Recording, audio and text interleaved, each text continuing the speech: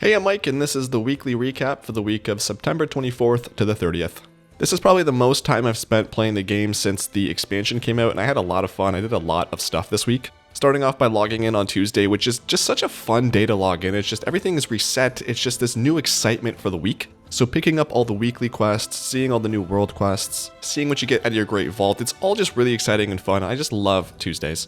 Out of my Great Vault, I looted that on Wednesday after I got most of my weekly stuff done, and there was quite a few different upgrades I could have gotten. But I ended up going with the item level 616 Heroic Tier Piece, which gave me my 2-set bonus, which isn't really the greatest, but I'll take it. I spent probably the most amount of time doing Mythic Plus I've ever done this week. I don't remember where my Mythic Plus score started. I think it was like 1 to 300, and I'm ending the week at 1489.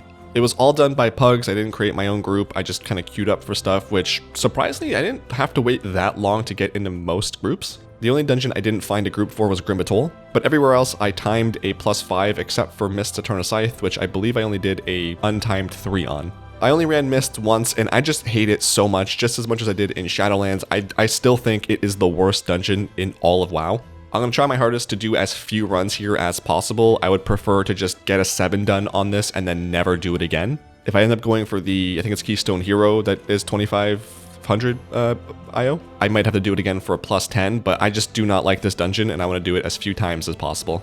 Necrotic Wake is another one that was very hard to time, which kind of was reminiscent of Shadowlands, because when I was going for Keystone Master back then, I remember Necrotic Wake being one of or the last dungeon I just could not time. It's just such a tight timer. So I ran that a few times, and every time I overtimed it by like 1 to 2 minutes, and then finally the +5 that I did time was just like 30 seconds or so left. No real complaints with the other dungeons. For the most part, I found them fine. I wasn't sure how high of a key I could go to, and I think 5 is like a good spot for me at the moment. It doesn't drop gear, that's an upgrade, but I am competing with the rest of the group, if not top DPS, which is also a really nice feeling knowing that I'm not being carried and I'm actually doing something for the group. I'm really enjoying that sense of progression that I'm getting out of the game. And my goal this week is to try and get a timed 5 on everything, and then start pushing my way into 6s and maybe 7s to see how those feel and if I can actually contribute to those groups. Gear-wise, I know that for sure I need to be doing higher keys just because, like I said, I'm not getting drops from 5s, at least none that are upgrades. But there's still a few runs here and there where I'm just kind of underperforming or competing with the tank on certain pulls, which is really frustrating. I'm still trying to figure that out, but for the most part, I was doing well in each dungeon. Outside of Mythic Plus, I was of course working on Delves. I just did the bountiful ones every day. I just focused on getting 8 done this week. I didn't want to overdo it because there was not really a need to. I was mainly doing it for the Great Vault options because tier 8s don't drop an upgrade for me anymore, unless I get a map, in which case that chest would give me an upgrade, but those are so hard to get that it's not really worth it to keep running Bountiful Delves. So for now, my goal each week is just to run 8 Bountifuls and then call it a week for Delves. Outside of my warrior, I was leveling some alts, starting with my hunter who I got to level 79, and I anticipate he'll get to 80 this week. I was trying to do at least a dungeon a day, but I got to do a few more a day throughout the weekend. As I was waiting for queues, I was participating in some world PvP. Because I'm a lower level, I obviously can't just go one-on-one with somebody, so if I saw like a bounty, for example, I would just jump into the group that I was attacking that bounty. And then as well, every 20 minutes or so, there was that War Supply crate, which Alliance will always get because Horde is awful at PvP. That would give me another 150 honor, so just throughout the week was doing that and was able to actually get quite a bit of honor with that. And just that little preview of PvP just really made me excited and want to push him to 80 just so I could start getting more gear and participating in Battlegrounds. I'm really enjoying him and I'm very excited to play him at max level in Battlegrounds and in PvP in general. In addition to that hunter, I was leveling my Earthen Prot Paladin, who is now level 21. I'm trying again to at least get a dungeon or 2 per day. My main concern with the Pally is just getting to level 50 so I can get the last quest achievement I need in the War Within. Jumping back over to my warrior, there were a few miscellaneous things I did throughout the week, starting with Squirt Day, which was on Tuesday.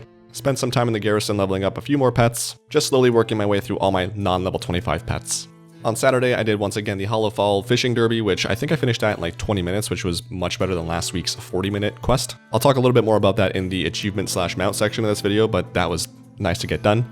I spent something like 150,000 gold finishing up my cooking and enchanting, getting those to level 100. Of course, on both of them, I ran out of mats when I got to level 99 out of 100, which was very frustrating. But that's now done. All my professions on my warrior are max level, with my goal of trying to get all the War Within achievements before the season ends and then working on the new season achievements when those come out. Because there's that achievement to get all professions to max level in Castle Elgar, I'm probably not going to get that, if ever. So that's a little unfortunate, but whatever.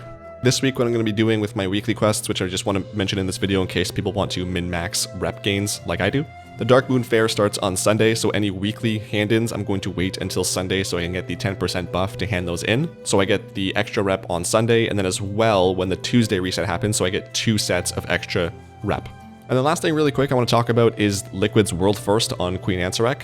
I didn't watch it regularly, but this is the first time that I've actually kind of kept up with the race to World First, outside of just seeing it posted on Twitter that whatever guild got it.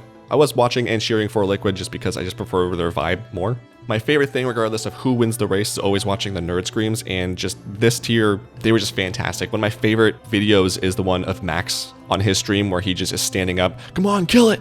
And he's just clenching his fist and he's just jumping up and down for joy. Like, I love that. That's just awesome. I watched that clip probably like a dozen times, gave me chills. Like, I love seeing that stuff. Moving on to achievements for the week, I started at 41,050 and I'm ending it at 41,205, so a difference of 155 points.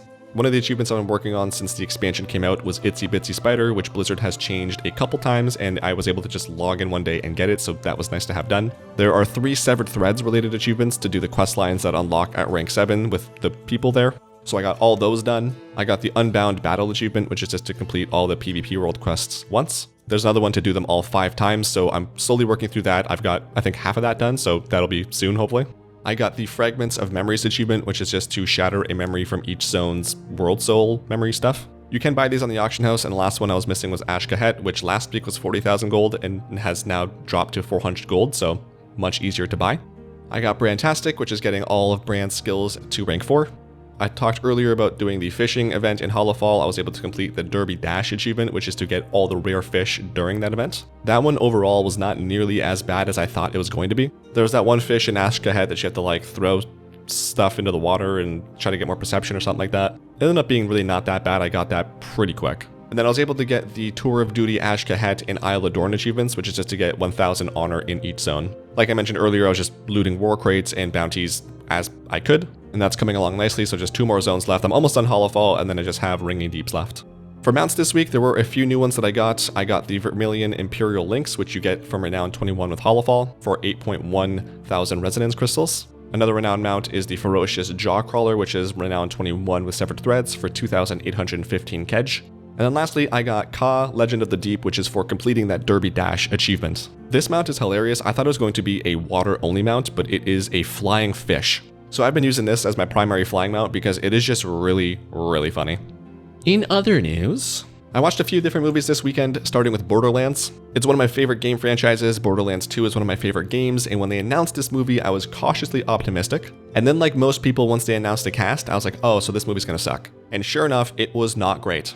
The characters were not really themselves compared to the games. The story was just a lot of walking and introducing people and then like 5 minutes of like doing stuff. I don't know why this was the story when they have all the Borderlands games to choose from, but whatever. It was, yeah, just not great.